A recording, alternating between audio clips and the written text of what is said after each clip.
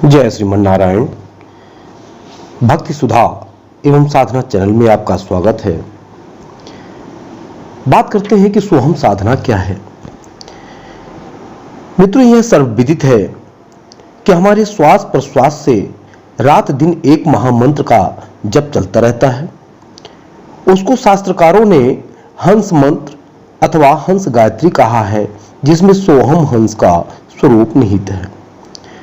इसी सोहम जप को अजपा गायत्री कहते हैं और इसका ज्ञान न होने से हम इसके तत्व का साक्षात्कार नहीं कर पाते।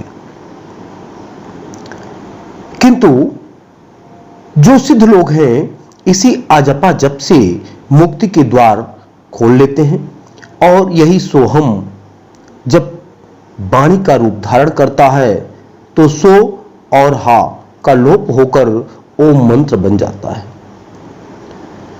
अतः गायत्री का इस जो स्वरूप है सोहम, वह जपपरक है, अर्थात इसको जप किया जा सकता है और यह सिर्फ विचार से इसका जप होता है।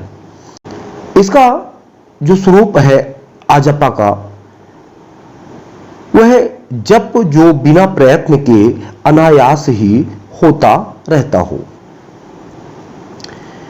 योग विद्या में महारत हासिल करने वाले जीवात्मा अचेतन अवस्था में अनायास ही इस जप प्रक्रिया में निरत रहती है और यह अजपा गायत्री है जो सोहम की ध्वनि जो श्वास प्रश्वास के साथ साथ स्वमेव होती रहती है। इसी को प्रयत्न पूर्वक विधि विधान के साथ किया जाए तो वह प्रयास हंस योग कहलाता है। मित्रों, हंस योग के अभ्यास का असाधारण महत्व है। गायत्री महाविद्या के अंतर्गत इसे कुंडलिनी जागरण साधना का तो एक अंग माना ही गया है। ईश्वरी समीप सानिध्य का इससे बढ़कर सरल साधन और कोई है ही नहीं। सोहम साधना का महत्व प्रपंच तंत्र में बताया गया है कि देह देवालय है, इसमें जीव रूप में श्री शिव विराजमान है। इसकी पूजा वस्तुओं से नहीं सोहम साधना से करनी चाहिए। अंतःकरण में हंस वृत्ति की स्थापना की यह साधना ही अजपा गायत्री कही जाती है। अग्नि पुराण, शिव सरोदय, गोरक्ष संहिता, तंत्रसार आदि में इसे समस्त पापों से मुक्ति दिलाने वाली एवं मोक्ष प्रदाता कहा गया है। श्वास लेते समय सो ध्वनि का, श्वास छोड़ते समय हम ध्यान के प्रवाह को सूक्ष्म श्रवण शक्ति के आश्रय से अतः भूमिका में अनुभव करना ही सोहम साधना है। वायु जब छोटे छिद्र से होकर वेग पूर्वक निकलती है तो घर्षण के कारण ध्वनि प्रवाह उत्पन्न होता है। बांसुरी से स्वर लहरी निकलने का भी यही आधार है। नासिका छिद्र भी बांसुरी के छिद्रों की भांति है।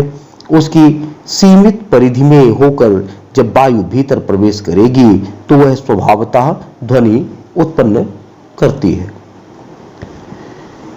साधारण श्वास प्रश्वास के समय भी वह उत्पन्न होती है, पर इतनी धीमी रहती है कि कानों के छिद्र उसे सरलता पूर्वक नहीं सुन सकते। प्राण योग की साधना में गहरे श्वास उच्छ्वास लेने पड़ते हैं। इसके लिए चित्त को श्वसन क्रिया पर एकाग्र करना पड़ता है।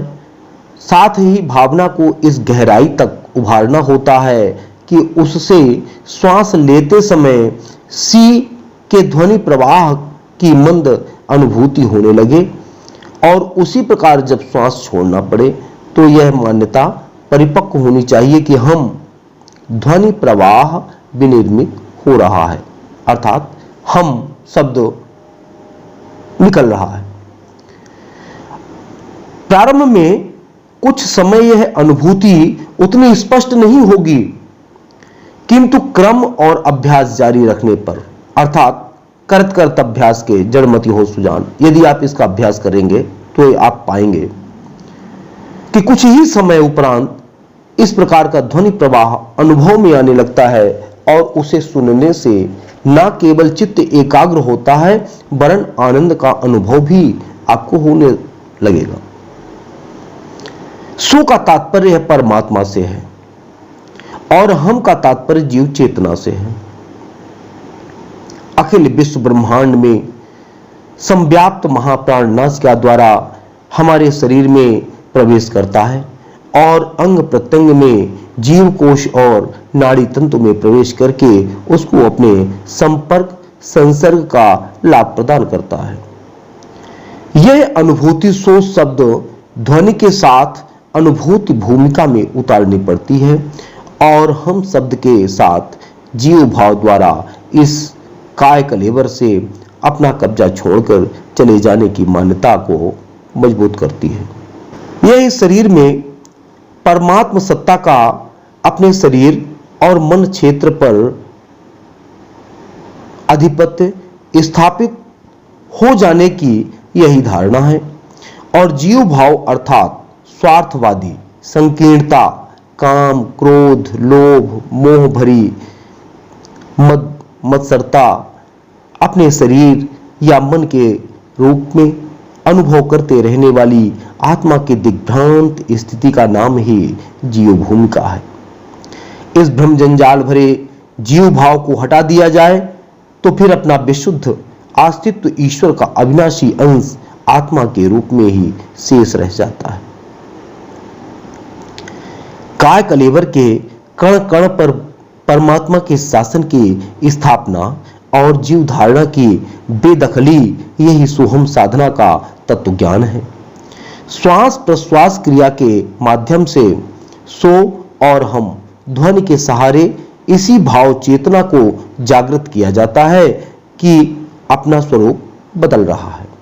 शरीर और मन से लोभ मोह का, वासना तृष्णा का आधिपत्य समाप्त हो रहा है और उसके स्थान पर उत्कृष्ट चिंतन व आदर्श कर्तव्य के रूप में ब्रह्म सत्ता की स्थापना हो रही है।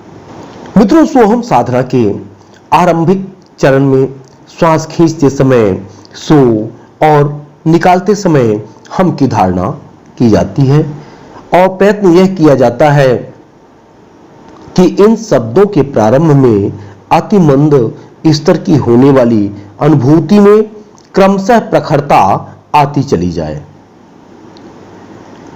चिंतन का स्वरूप यह बनाना पड़ता है कि श्वास में घुले हुए भगवान अपनी समस्त विभूतियों और विशेषताओं के साथ कलेवर में भीतर प्रवेश कर रहे हैं, अर्थात आपके शरीर के अंदर प्रवेश कर रहे हैं। यह प्रवेश मात्र आवागमन नहीं है वरन प्रत्येक अवयव पर सघन आधिपत्य बन रहा है और इस प्रकार एक एक करके शरीर के भीतरी प्रमुख अंगों के चित्र की कल्पना की जाती है और अनुभव करना पड़ता है कि उनमें भगवान की सत्ता चिर स्थायी रूप में समाविष्ट हो गई है। हृदय, फेफड़े, अमाशय, आंतें, जिगर, गुर्दे और तिल्ली आदि में भगवान की सत्ता का प्रवेश हो गया है, अर्थात वहां पर भगवान की शक्तियां प्रवाहित हो रही हैं। रक्त के साथ अस्थिपिंजर सहित प्रत्येक नस नाड़ी और कोशिकाओं पर भगवान ने अपना शासन स्थापित कर लिया है। शरीर के प्रत्येक अंगों, पंच ज्ञानेंद्रियों, पंच कर्मेंद्रियों भगवान के अनुशासन में रहना और उनके निर्देश का पालन करना स्वीकार कर लिया है।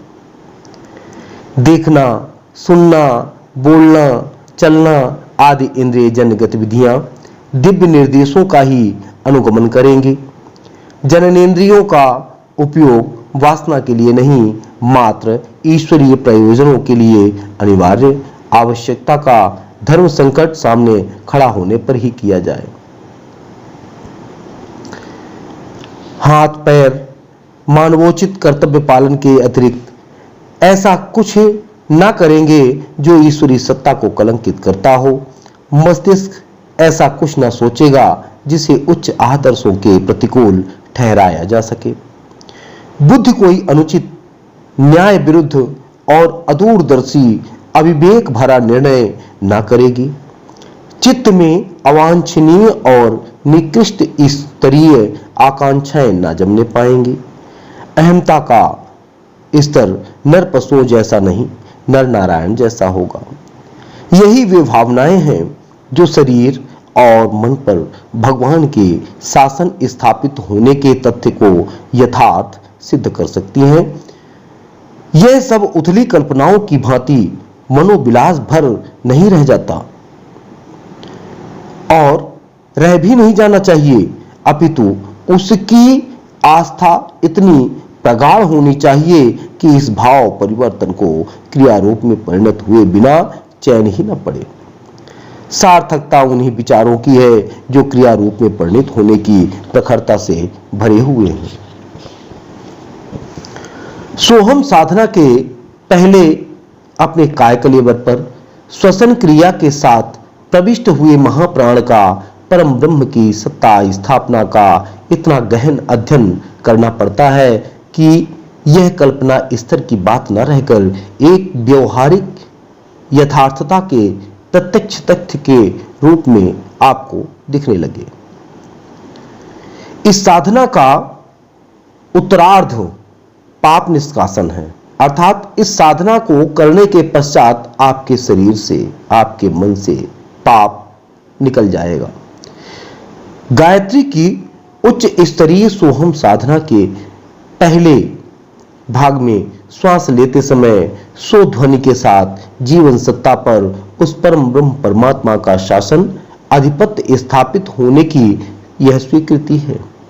इस स्थिति को प्राप्त होते ही साधक में देवत्व का उदय होता है और तब ईश्वरीय अनुभूतियां चिंतन में उत्कृष्टता और व्यवहार में आदर्शवादिता भर देती हैं। इसे महान परिवर्तन को आंतरिक कायाकल्प की संज्ञा दी जाती है। यही है सोहम साधना का भावनात्मक और व्यवहारिक स्वरूप। ईश्वर साक्षात्कार की यह सबसे सरल, सहज और सर्वोपयोगी साधना है जिसे हर कोई अपनाकर अपना जीवन बना सकता है और हर कोई लाभ प्राप्त कर सकता है। जय श्रीमन नारायण।